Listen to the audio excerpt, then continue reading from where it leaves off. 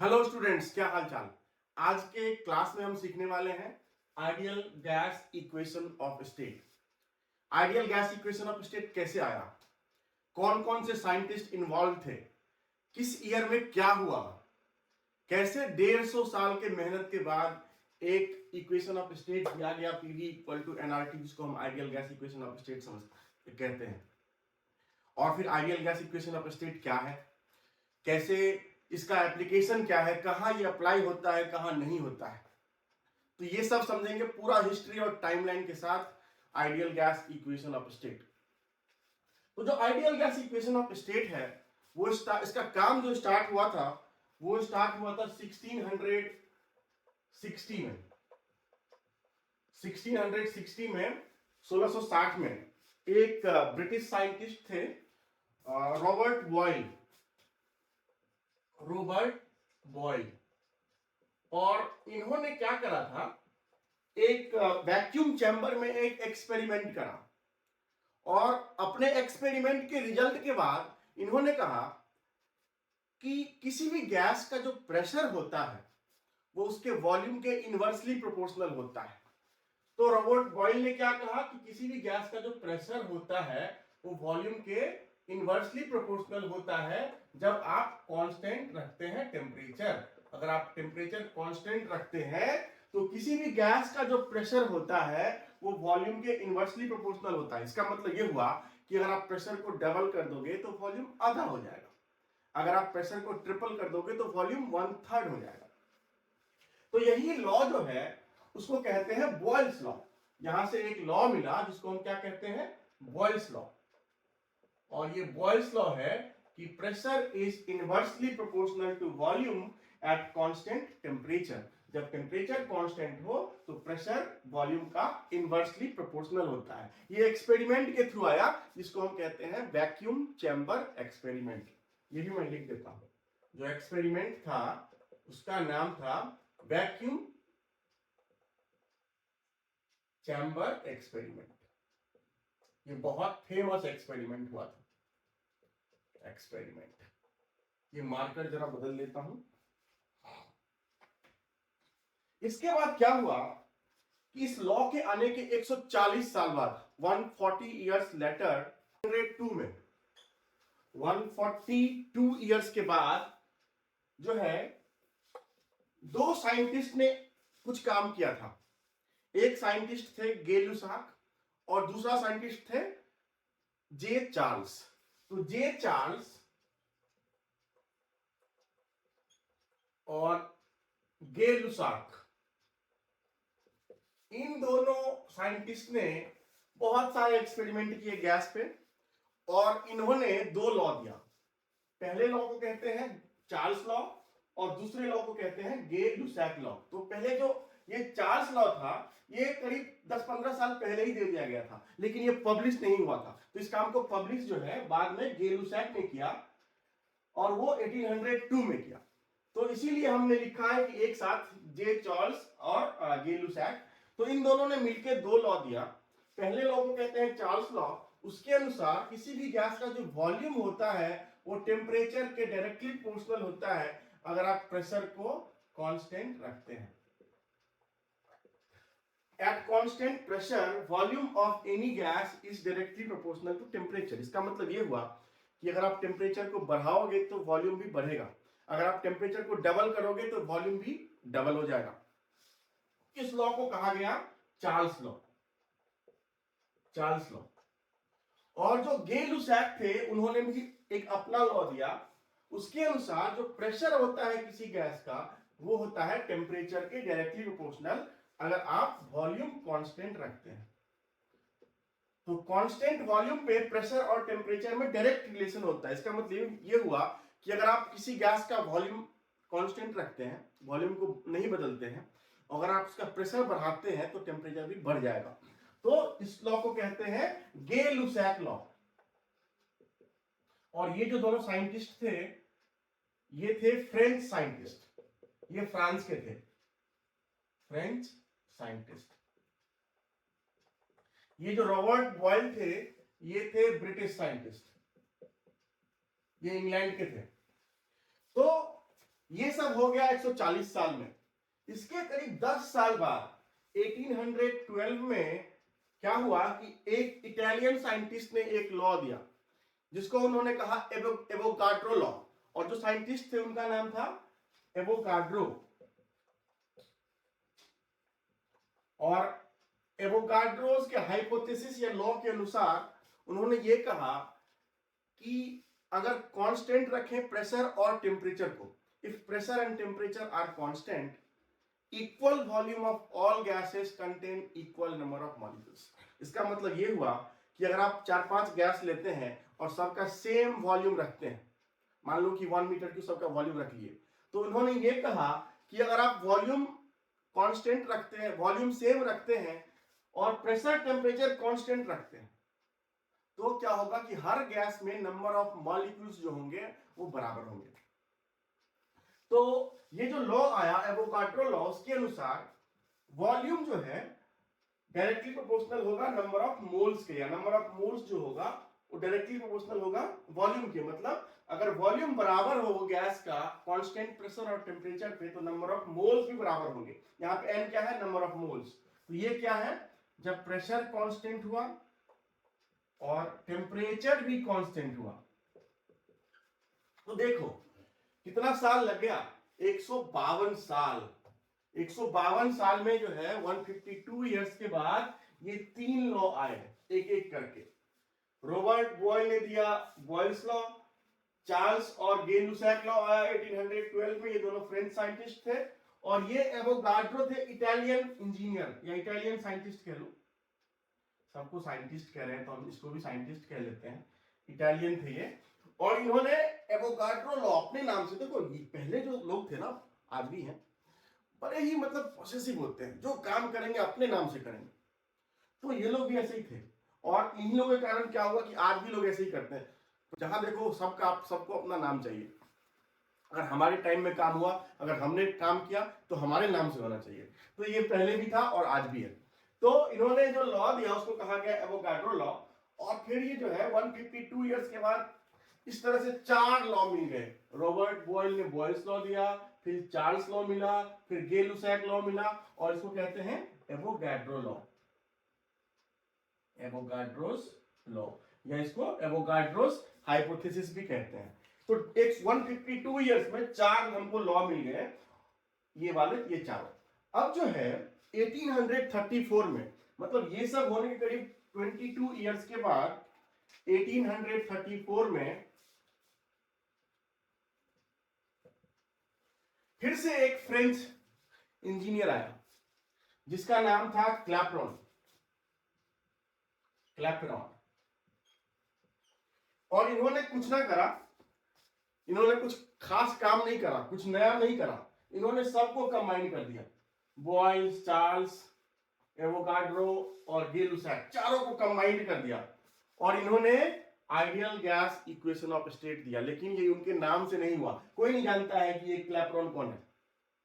मतलब क्लैपेरॉन को जानते तो है हम लोग, लेकिन ये इतना फेमस नहीं है जितना कि बॉयल्स, चार्ल्स, एवोगाड्रो और गे लुसैक फेमस हुए, क्योंकि इन्होंने अपना अपना काम करा। लेकिन इन्होंने क्या करा, सबके काम को कंबाइन करके और एक लॉ दे दिया। और उन्होंने क्या कहा कि अगर प्रेशर जो है वॉल्यूम का इनवर्सली प्रोपोर्शनल है, तो इसका मतलब ये हुआ कि प्रेशर टाइम्स वॉल्यूम जो है वो कांस्टेंट होगा। इन्होंने कहा कि वॉल्यूम अगर टेम्परेचर का डायरेक्टली प्रोपोर्शनल है, तो इसका मतलब कि ये जो है वॉल्यूम बाय टेम्परेचर जो है वो होगा कांस्टेंट। जब इन्होंने कहा कि प्रेशर टेम्परेचर के डायरेक्टली प्रोपोर्शनल है, तो इन्होंने कहा कि प्रेशर बाय जो टेम्परेचर है वो होगा कांस्टेंट। और जब ये इन्होंने वॉल्यूम डायरेक्टली प्रोपोर्शनल कहा एन को, तो इन्होंने कहा कि volume by number of moles जो होगा वो होगा कांस्टेंट। तो इन चारों को मिला के एक लॉ आया, या एक इक्वेशन ऑफ स्टेट आया, लॉ नहीं आया, इक्वेशन ऑफ स्टेट आया, जिसको कहा गया ideal gas equation of state. ये क्लैपेरॉन ने दिया और ये एक फ्रेंच इंजीनियर या फ्रेंच साइंटिस्ट थे। और सबको मिला के इन्होंने एक इक्वेशन दिया जिसको कहा गया ideal gas equation of state. और ये जो ideal gas equation of state है वो है P V equal to nRT। तो यही है famous equation of state, ideal gas equation of state, जो इन सारे साइंटिस्ट ने मिलके ये काम किया। तो ये जो पूरा देखो डेवलपमेंट अगर देखो तो इसको होने में करीब कितना लग गया, बहुत टाइम लग गया ना। यहां से यहां तक आपको 152 लगा था और फिर से एडिशनल 22, 174 इयर्स के बाद एक एक करके ये फाइनली 1834 में क्लैपरॉन ने आइडियल गैस इक्वेशन दिया, PV इक्वल टू nRT, जहां पे P है आपका टोटल प्रेशर, V है आपका टोटल वॉल्यूम, N है आपका total number of mole, R जो है R है यूनिवर्सल गैस कांस्टेंट, इसको कहते हैं यूनिवर्सल गैस कांस्टेंट। इसका जो दूसरा नाम है वो है आइडियल गैस कांस्टेंट। ये दोनों एक ही है, यूनिवर्सल गैस कांस्टेंट और आइडियल गैस कांस्टेंट, ये दोनों एक चीज है। लेकिन अगर सिर्फ गैस कांस्टेंट कहते हैं तो वो इससे थोड़ा सा अलग होता है, वो आपको हम बताते हैं कि गैस कांस्टेंट कैसे अलग है यूनिवर्सल गैस कांस्टेंट से। और जो इसका वैल्यू होता है आर का जो वैल्यू होता है यूनिवर्सल गैस कांस्टेंट का, ये होता है 8.314 किलो जूल पर किलो मोल केल्विन। ये होता है एसआई यूनिट में, जब आप हर चीज एसआई यूनिट में पुट करोगे तो ये होगा। या फिर अगर आप किलो जूल यहां से किलो हटाओ, यहां से भी किलो हटाओ, तो ये हो जाएगा 8.314 जूल पर मोल केल्विन। ध्यान रखना, जब किलो जूल लिखो या किलो मोल लिखो या किलोग्राम लिखो तो स्मॉल के लिखते हैं और केल्विन के लिए कैपिटल के लिखते हैं। किलोग्राम, किलो जूल, इस सब के लिए आप कैपिटल के मत लिख देना, कैपिटल के का मतलब होता है केल्विन, तो ये ध्यान रखना। और अगर आप इसको लीटर एटमॉस्फेयर वाली यूनिट में ले जाओगे तो ये होता है 0.0821 लीटर, अगर वॉल्यूम लीटर में यूज करोगे। और अगर प्रेशर एटमॉस्फेयर में यूज करोगे तो लीटर एटमॉस्फेयर, और अगर मोल में यूज करोगे नंबर ऑफ मोल, और केल्विन में अगर टेम्परेचर, ध्यान रखना टेम्परेचर हमेशा केल्विन में, डिग्री सी में नहीं। तो ये वैल्यू होगा आर का। तो अलग अलग होते हैं आर के वैल्यू, आपको बस यही याद रखना है 8.314 एसआई यूनिट में, और अगर आप लीटर एटमॉस्फेयर वाले यूनिट में जाएंगे तो 0.0821 आर का वैल्यू होता है। अब ये जो इक्वेशन ऑफ स्टेट है पीवी इक्वल टू nRT, इसका बहुत सारा फॉर्म है, आप इसको बहुत तरह से लिख सकते हैं। एक तो ये है कि आप P, V और N को लिख दो मास of the gas divided by molar mass of the gas, और इनटू RT। यहां पे M क्या है, M है आपका मास ऑफ द गैस, ये मान लो किलोग्राम में, और कैपिटल M क्या है आपका, ये है मॉलिक्यूलर वेट या मोलर मास, जो कह लो मॉलिक्यूलर वेट, ये भी आप किलोग्राम पर किलो मोल में ले लो। तो अगर, तो आप क्या लिख सकते हैं, तो आप लिख सकते हैं n equal to small m by capital M। Number of mole क्या होता है, कितना किलोग्राम है उसको डिवाइड कर देते हैं मॉलिक्यूलर वेट से, तो नंबर ऑफ मोल निकल जाता है। तो इसको आप ऐसे भी लिख सकते हैं। तो अगर आप इस स्मॉल m को इस तरफ ट्रांसफर कर दो तो ये हो जाएगा P into v by small m equal to R upon capital M into T। हमने क्या करा कि इस m को, कैपिटल M को R में डिवाइड कर दिया और स्मॉल m को V में डिवाइड कर दिया इस तरफ, मतलब इसको यहां ले आए और इसको यहां रख दिए। तो ये जो total volume by total mass of the gas है, आप इसको स्पेसिफिक वॉल्यूम भी कह सकते हैं। तो अगर इसको स्पेसिफिक वॉल्यूम स्मॉल v कह दो, कैपिटल V बाई M को, और इस कैपिटल R बाई M को RG कह दो, तो ये हो जाएगा PV equal to RG into T, जहां पे स्मॉल v जो है वो है कैपिटल V बाई M, जहां पे कैपिटल V क्या है, total volume in metre cube divided by total mass of the gas in kg. तो ये जो हो गया आपका स्मॉल v, ये हो गया स्पेसिफिक वॉल्यूम, किसी गैस का स्पेसिफिक वॉल्यूम, और इसका यूनिट क्या होगा, मीटर क्यूब पर केजी। तो ये भी हो गया ideal gas law, P into small v equal to R G into T. अब आर जी क्या है, ये आर जी है तुम्हारा गैस कांस्टेंट, ये यूनिवर्सल गैस कांस्टेंट नहीं है। मतलब ये जो है रेशियो है यूनिवर्सल गैस कांस्टेंट का और मॉलिक्यूलर वेट का। तो ये किसी पर्टिकुलर गैस का निकलता है, क्योंकि अगर आपको आरजी निकालना है तो आप क्या करोगे, यूनिवर्सल गैस कांस्टेंट में उस किसी भी गैस, जिस गैस का आपको गैस कांस्टेंट निकालना है उसका मॉलिक्यूलर वेट से डिवाइड कर दोगे। मान लो कि आप ऑक्सीजन के लिए बात करो तो ऑक्सीजन का मॉलिक्यूलर वेट कितना होता है, O2 का 32 होता है। तो आप क्या करोगे, जो आपने 8.314 होता है आर का वैल्यू, उसको 32 से डिवाइड कर दोगे तो ये निकल जाएगा गैस कांस्टेंट ऑक्सीजन का। अगर आपको नाइट्रोजन का निकालना है गैस कांस्टेंट तो आप क्या करोगे कि नाइट्रोजन का मॉलिक्यूलर वेट होता है 28, तो आप 8.314 को 28 से डिवाइड कर दोगे तो ये निकल जाएगा आरजी। तो ये इसको कहते हैं, ये भी है आपका इक्वेशन ऑफ स्टेट, लेकिन ये एक किसी पर्टिकुलर गैस के लिए होता है, क्योंकि यहाँ पे उस गैस का स्पेसिफिक वॉल्यूम है और उसी गैस का जो है वो है गैस कांस्टेंट। आप इसको ऐसे भी लिख सकते हैं, देखिए ये वाला जो इक्वेशन है PV इक्वल टू nRT, उसमें आप क्या कीजिए कि n को इस तरफ डिवाइड कर दीजिए तो ये हो जाएगा P into V by N equal to R T.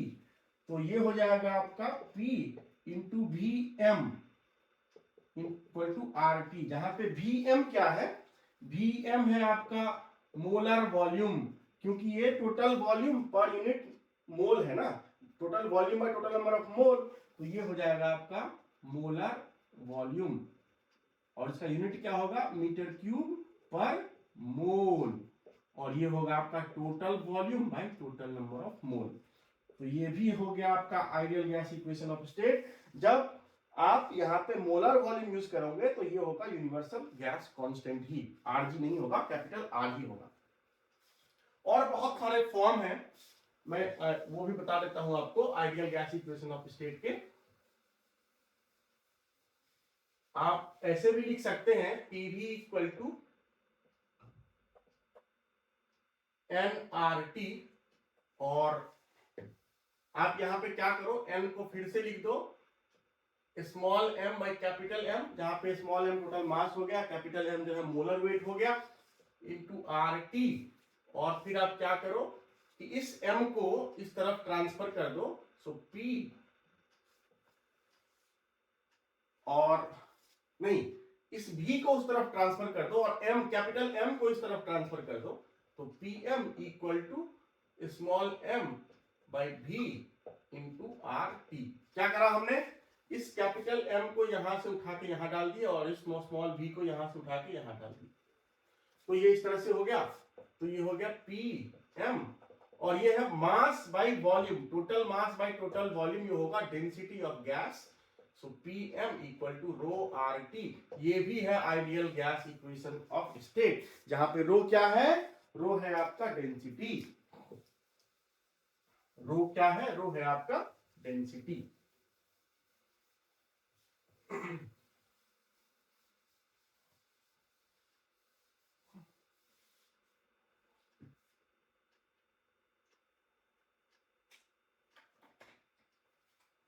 रो जो है वो है आपका मास बाई वॉल्यूम, मास का यूनिट होता है केजी और वॉल्यूम का होता है मीटर क्यूब, तो ये हो गया केजी पर मीटर क्यूब, उसको कहते हैं डेंसिटी ऑफ द गैस।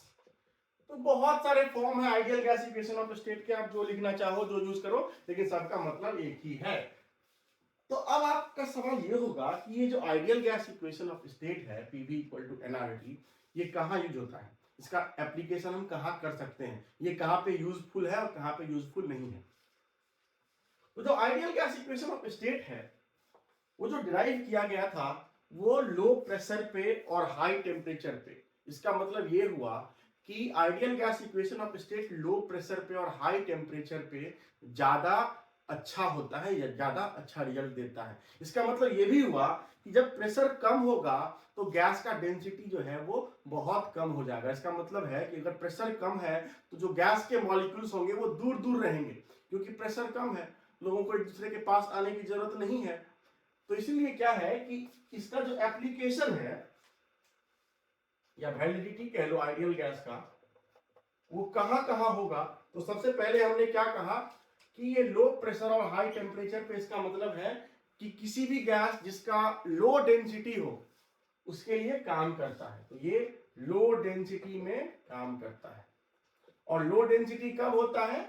जब प्रेशर लो होता है और टेम्परेचर हाई होता है। जब प्रेशर बहुत कम हो तब भी मॉलिक्यूल्स बहुत दूर दूर चले जाएंगे, और जब मॉलिक्यूल्स बहुत दूर दूर चले जाएंगे तो गैस का वॉल्यूम बढ़ जाएगा, और जब वॉल्यूम बढ़ जाएगा तो डेंसिटी जो है वो कम हो जाएगा। और अगर टेम्परेचर भी बहुत ज्यादा होगा तो मॉलिक्यूल्स दूर दूर चले जाएंगे, क्योंकि ज्यादा टेम्परेचर मतलब ज्यादा काइनेटिक एनर्जी, और ज्यादा काइनेटिक एनर्जी का मतलब वो मॉलिक्यूल्स दूर दूर भाग जाएंगे। और जब मॉलिक्यूल्स दूर दूर भाग जाएंगे तो फिर से वॉल्यूम बढ़ जाएगा और फिर से डेंसिटी कम हो जाएगा। तो लो डेंसिटी पे ये काम करता है। फिर जो लाइटर मॉलिक्यूल्स होते हैं गैस के, उनके लिए भी ये अच्छा रिजल्ट देता है।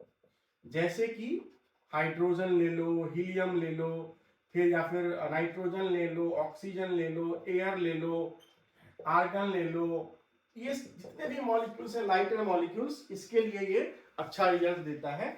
उसमें आपको एरर जो है वो 0.1% या उससे भी कम आता है। लेकिन जो हेवियर मॉलिक्यूल्स होते हैं, अगर आप उसके लिए यूज करना चाहोगे ideal gas equation of state को, तो एरर बहुत बढ़ सकता है।